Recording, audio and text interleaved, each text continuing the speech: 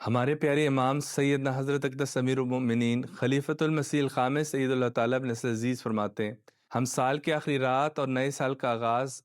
اگر جائزے اور دعا سے کریں گے تو اپنی عاقبت سنوارنے والے ہوں گے،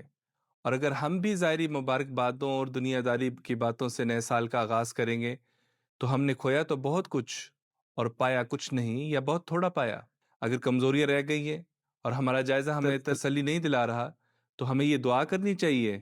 کہ ہمارے آنے والا سال گزشتہ سال کی طرح روحانی کمزوری دکھانے والا سال نہ ہو، بلکہ ہمارا ہر قدم اللہ تعالیٰ کی رضا کے حصول کے لیے اٹھنے والا قدم ہو، ہمارا ہر دن اسوہ رسول صلی اللہ علیہ وسلم پر چلنے والا دن ہو،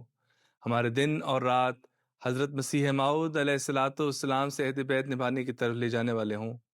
اللہ تعالیٰ ہمیں اپنے پیارے امام ایدہ اللہ تعالیٰ بن نصر عزیز کے ارشادات کو سمجھنے، اس کو اپنی زندگیوں کا حصہ بنانے اور اس کو پھیلانے کی توفیق عطا فرمائے، آمین۔